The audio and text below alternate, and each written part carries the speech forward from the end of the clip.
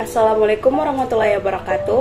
Perkenalkan, nama saya Citra Maulidia Asahra dari Fakultas Ilmu Keolahragaan dan Kesehatan Program Studi Gizi Universitas Negeri Makassar Angkatan 2023 dengan NIM 23030550019 dari kelas A. Di sini saya akan membahas tentang konsep dasar timbulnya penyakit. Sebelum itu, saya ingin mengucapkan banyak terima kasih kepada Ibu Irma SKM MKes selaku dosen pengampu mata kuliah epidemiologi gizi. Nah, sebelum masuk ke konsep dasar timbulnya penyakit, terlebih dahulu kita harus mengetahui apa itu penyakit. Nah, penyakit adalah suatu kegagalan dari sebuah mekanisme adaptasi suatu organisme untuk bereaksi secara tepat terhadap sebuah rangsangan atau pada tekanan sehingga akan menimbulkan sebuah gangguan pada fungsi atau struktur dari organisasi atau sistem tubuh. Nah, slide selanjutnya itu ada konsep dasar timbulnya penyakit yang dimana terdiri dari 3. Yang pertama ada segitiga epidemiologi, yang kedua ada roda atau well, yang ketiga ada jaring-jaring sebab akibat.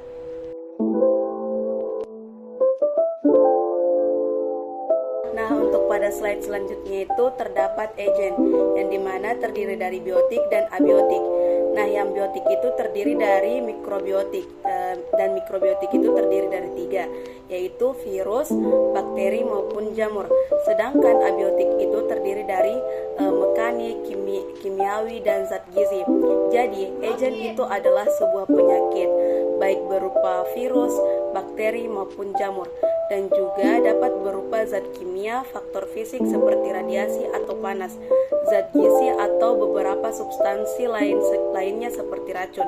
Nah, selanjutnya ada host atau pejamu, yaitu semua faktor yang melekat pada sebuah individu manusia yang dapat menyebabkan terjadinya sebuah kasus.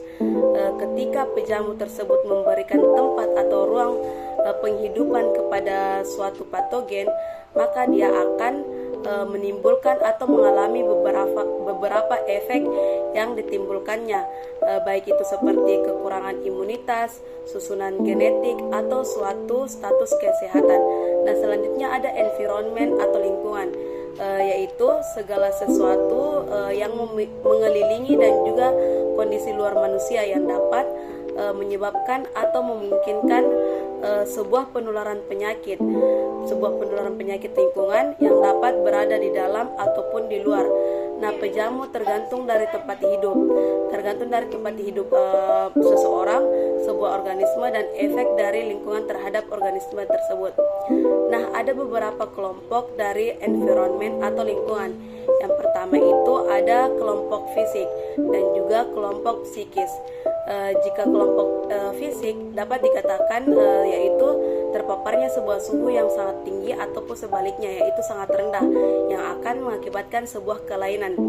Jika kelompok psikis yang dimana sebuah sikap individu yang merasa tidak nyaman atau merasa tertekan atau merasa terasingkan pada komunitas tersebut.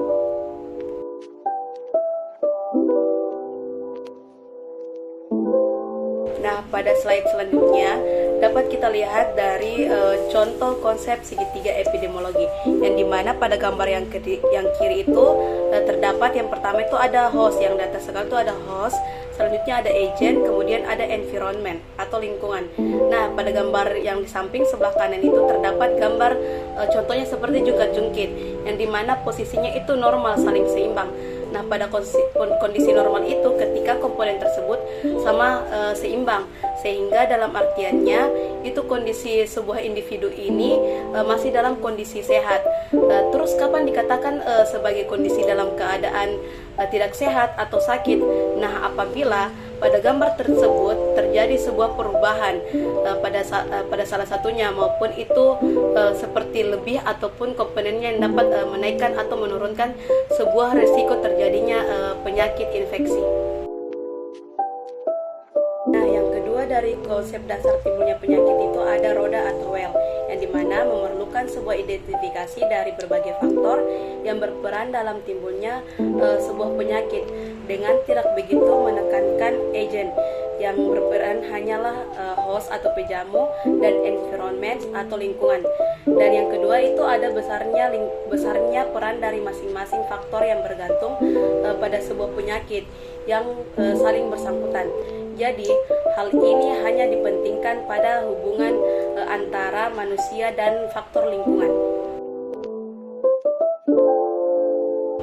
Nah, pada slide selanjutnya dapat kita lihat dari gambar konsep roda, yang dimana yang paling luar itu terdapat faktor lingkungan fisik, kemudian ada faktor lingkungan biologis, kemudian ada faktor lingkungan sosial, dan yang paling dalam itu ada host atau manusia atau pejamu.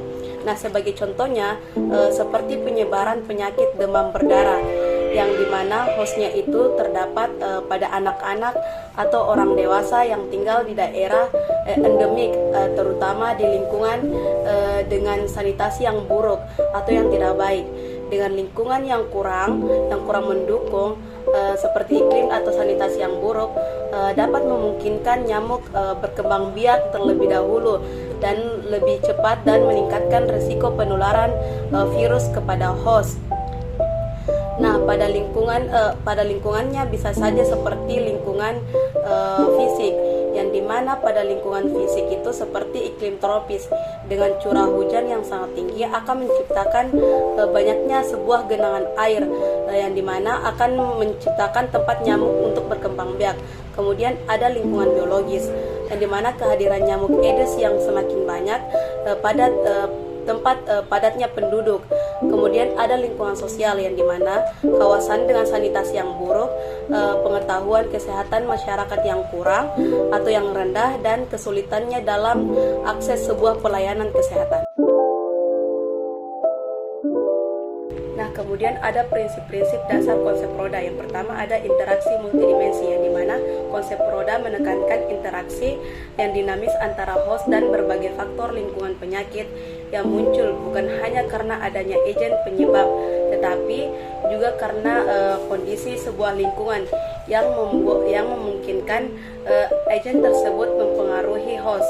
Nah, kemudian ada penekanan pada host, yang dimana host adalah sebuah titik pusat dalam model ini, karakteristik individu atau seperti genetik dan status kesehatan yang dapat mempengaruhi kerentanan akan terjadinya penyakit dan respon terhadap faktor lingkungan.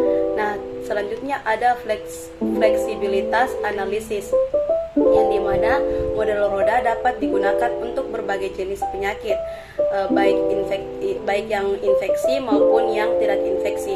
Misalnya dalam penyakit kronis, yang dimana seperti diabetes, faktor lingkungannya itu seperti diet, aktivitas fisik, dan juga stres yang memegang peran penting dalam mempengaruhi kesehatan host. Kemudian ada pengaplikasian konsep roda epidemiologi. Model roda digunakan untuk menganalisis dan merancang sebuah intervensi kesehatan yang lebih komprehensif karena memperhitungkan sebuah faktor-faktor lingkungan yang lebih luas atau lebih besar, termasuk pada sosial, fisik dalam kaitannya dengan host. Dengan demikian, pendekatan ini dapat membantu dalam pengembangan sebuah strategi pencegahan dan sebuah penanganan penyakit yang lebih efektif dengan melihat penyakit secara holistik. Yang telah saya bawakan, apabila ada salah kata atau ada salah pengucapan yang telah saya paparkan, mohon dimaafkan. Sekian dari saya. Assalamualaikum warahmatullahi wabarakatuh.